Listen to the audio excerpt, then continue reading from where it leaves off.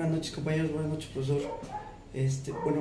Respecto del ensayo realizado sobre el papel de los medios de comunicación en los acontecimientos del 2 de octubre de 1938 en la Plaza de las Culturas de Tlatelolco, primeramente vamos a poner en contexto esos acontecimientos para llegar al papel que tuvieron los medios y al papel que tuvo el gobierno y los participantes de los mismos.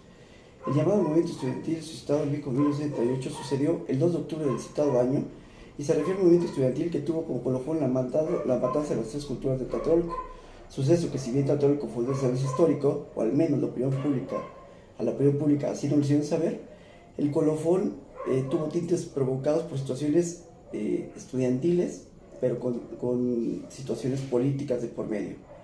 Ahora bien, para entrar en contexto y dar un mejor entendimiento, y tener un mejor entendimiento de los acontecimientos y del papel de los medios de comunicación, tenemos que tener en mente y en contexto lo siguiente.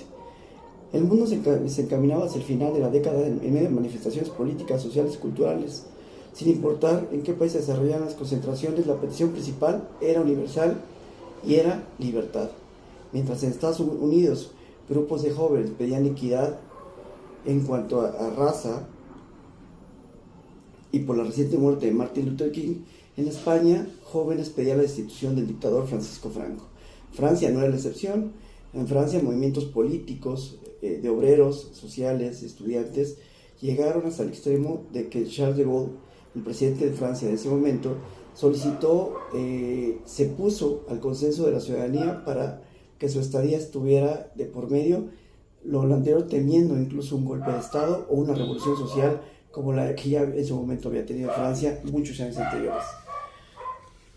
Aunado a los hechos anteriores, no podemos dejar de lado la Revolución Rusa de 1917 y su posterior guerra civil entre los llamados rojos y los llamados blancos.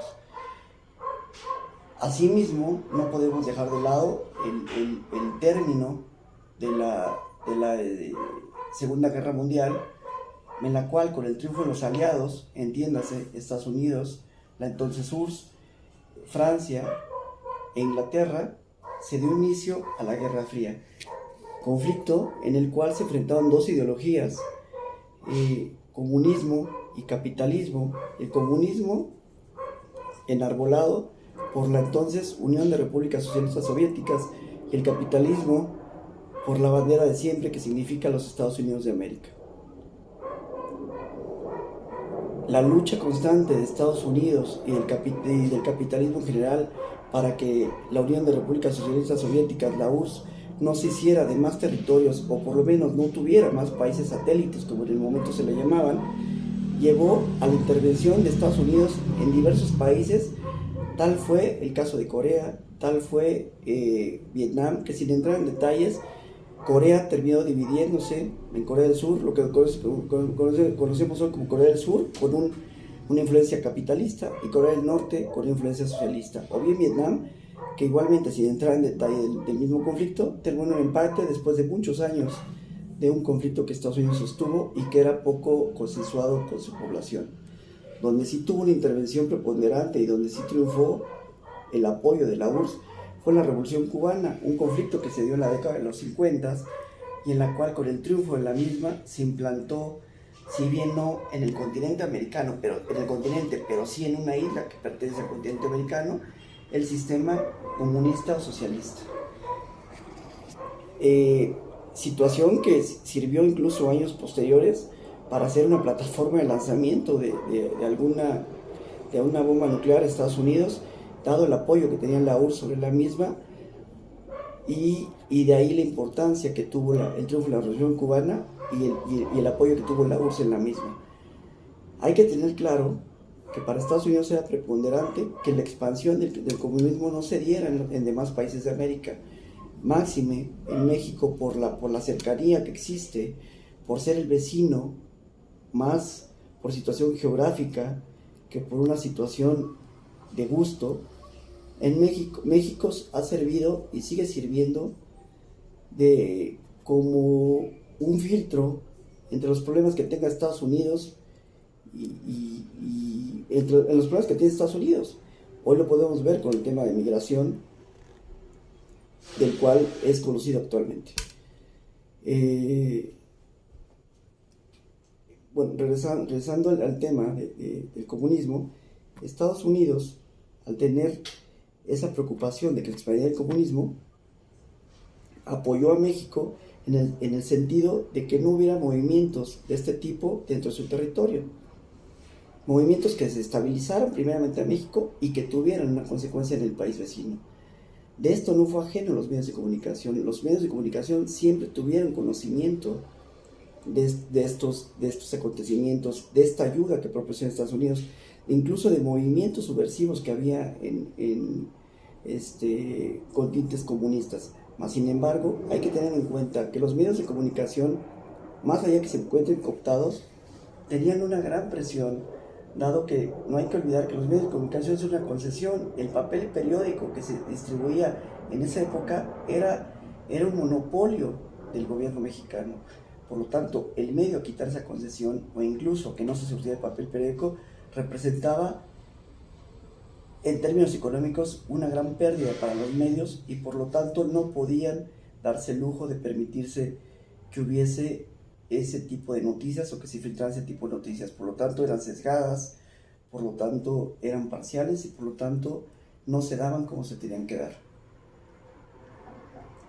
Una vez, incluso tenemos que la influencia de los medios de comunicación, más allá de los ámbitos políticos, económicos, existía en el social, incluso con no difundir conciertos o no difundir la cancelación de conciertos, los cuales el gobierno consideraba subversivos o que fuera contra las buenas costumbres que según en ese tiempo existían. El Estado mexicano tenía cooptado a todas las instituciones y a toda la población, y no era cosa ajena el periodismo o los medios de comunicación, dado que el ser periodista también tenía un riesgo. Existía en ese tiempo los medios de inteligencia del Servicio Mexicano, la DFS, en las cuales intervenían, en las cuales estaban de alguna forma investigados por el Estado mexicano, y por lo tanto el miedo a ser invadido en su privacidad o incluso tener consecuencias fatales era más que las ganas de comunicar. ¿Qué quiero decir con esto? El control total que tenía el Estado mexicano sobre los medios y sobre muchas cosas en la vida del mexicano era total.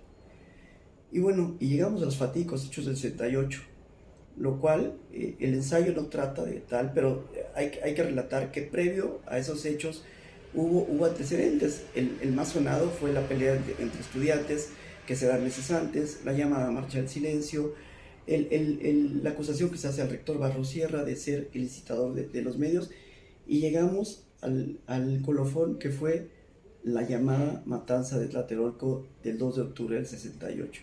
Matanza a la que los medios le dieron la cobertura, y permítanme la expresión, como meros observadores de algo trágico, de algo lamentable, y del cual volvemos a lo mismo. Los medios no tenían la capacidad y no tenían la autonomía para dar las noticias como eran. Claro que existían y siguen siendo reporteros valientes, pero muchos reporteros valientes hoy han tenido consecuencias fatales por hacer su trabajo. Es por eso que, si bien es muy fácil decir que los medios de comunicación tuvieron una actividad meramente de observadores, también se debe de tener claro que los medios de comunicación también estaban cooptados y tenían una presión inusitada, icónica para esos tiempos. Con esto termino el ensayo, no sin antes decirle que México es más grande que sus trágicos acontecimientos, y de eso la historia se ha dado cuenta. Gracias, compañeros, gracias, profesor, gracias por su atención.